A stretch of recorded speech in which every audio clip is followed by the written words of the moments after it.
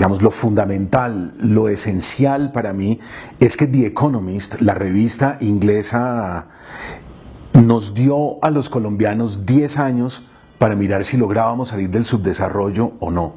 Ese es un artículo más o menos del 2015-2016 y ellos dicen Colombia está como en un punto medio, en unos países que se encuentran como en un limbo y vamos a ver si lo logran los colombianos o no lo logran. Tienen más o menos del 2015-2016 a 2025-2026. Esa es como la plataforma que nosotros tenemos para saltar, como para pegar finalmente, ¿verdad?, el salto que necesitamos. ¿De qué depende? Que nosotros entendamos lo que significa patrimonio inmaterial. Patrimonio inmaterial significa la inteligencia, la creatividad, significa las tasas de doctorandos, significa las maestrías, significa la tasa de lectura per cápita de un ciudadano al año. Si nosotros logramos entender esa nueva riqueza, esa nueva medida de la riqueza, el país puede pegar finalmente ese salto gigantesco, porque es un salto enorme, es entrar en otra categoría, es como salir de una segunda división y pasar a una primera división internacional, es como salir de la banca y que de pronto le den a uno la titular y entrar uno a jugar, es un salto cualitativo significativo. La nueva riqueza no tiene que ver con las camionetas 4 puertas, ni con el dinero en el extranjero, ni con cuentas, ni con el PIB, el Producto Interno Bruto, no, tiene que ver con la capacidad de creatividad de los colombianos. Entonces, si logramos entender esto, vamos a construir una nueva nación y vamos a crear nuevos paradigmas y vamos a crear nuevos derroteros y nuevos destinos. Yo creo que nosotros somos capaces de hacer eso. Yo creo que somos lúcidos, inteligentes. Los estudiantes colombianos se caracterizan siempre por ser unos estudiantes muy particulares, críticos, inventan, son ingeniosos, tienen una enorme capacidad de imaginación, que es lo que en realidad es la inteligencia, ¿verdad? La capacidad para imaginar, para crear. Entonces, el problema que hemos tenido es que yo no sé cómo ni de qué manera los guerreros lograron dividirnos y lograron fracturarnos. Digamos, el proceso de paz no debió generar polarización por una sencilla razón, porque todos deberíamos estar de acuerdo en que ambos bandos son violadores sistemáticos de los derechos humanos. Uno de los bandos exterminó a la UP de una manera criminal y asesina con una complicidad del Estado, de algunos, digamos, miembros del Estado.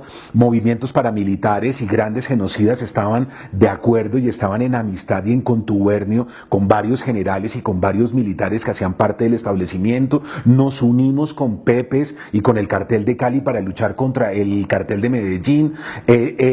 Tuvimos presidentes de la República, ministros de defensa y gente de la cúpula del poder elegidos con dineros del narcotráfico. Es decir, no podemos defender ese bando y no podemos defender al otro bando, que son tipos que amarraron personas 8, 9 y 10 años en la mitad de la jungla en condiciones infrahumanas, hicieron campos de concentración en la selva también, secuestraron, nos extorsionaron, nos hicieron las atrocidades más increíbles y reclutaron además menores de edad, ¿verdad? Bombardearon a nuestros campesinos, también son expropiadores de tierras como lo son los paramilitares y los terratenientes. Entonces, los colombianos no teníamos por qué fracturarnos por la sencilla razón de que nosotros somos los que hemos madrugado a trabajar, a pagar impuestos y los que no andamos con un revólver al cinto. Nosotros no nos armamos. Esa legitimidad moral es la que tiene la sociedad civil que somos nosotros.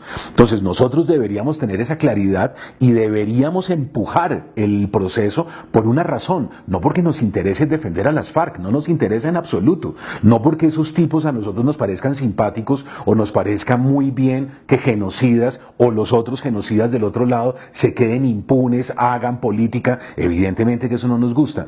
Nos debería interesar el proceso de paz por una razón, porque nos han dejado limpios los bolsillos a los colombianos y porque nosotros hemos tenido que invertir todo el dinero del IVA, de la declaración de renta, de los impuestos prediales en la guerra. Hemos tenido que financiar bombas en Sogamoso, hemos tenido que comprar Black Hawks, hemos tenido que financiar botas, uniformes, etcétera. Y el presupuesto del Ministerio de Defensa o del Ministerio de Guerra ha sido el presupuesto fundamental de este país durante decenios.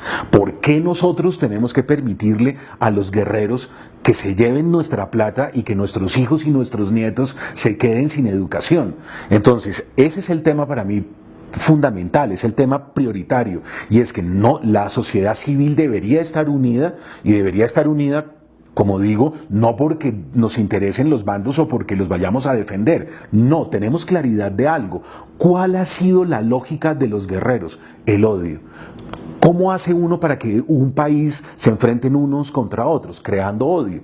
Entonces, si yo logro crear odio, ese es el secreto, esa es la médula, ese es como el leitmotiv, ¿verdad? Que voy inoculando en pequeñas dosis hasta que logro que siempre se odien. Se odian por una razón o se odian por la otra, pero se odian.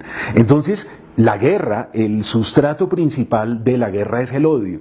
Nosotros deberíamos desarmar eso, deberíamos decir, no vamos a permitir más esto, estamos unidos, vamos a crear un proyecto de nación, vamos a mirar hacia el futuro, vamos a sacar el dinero, no queremos más bombas, no queremos minas quiebrapatas, no queremos Black Hawks, no queremos esos, queremos lápices, cuadernos, doctorados, maestrías, queremos trazar una línea y lanzar a nuestros hijos y a nuestros nietos a que estudien en las mejores universidades del mundo y que los colombianos empecemos a ser protagonistas internacionales en la física, en la química, en las artes, en el cine. Eso es lo que nosotros estamos necesitando y yo creo que eso lo podemos hacer. ¿Cómo es posible que no seamos capaces de unificarnos? No lo entiendo. Entonces, para mí, lo más significativo de la campaña política del 2018 es que el candidato o la candidata que tenga claridad con respecto a esto y nos presente una plataforma sólida que responda a la pregunta de The Economist y que nos diga: yo tengo un plan decenal de educación,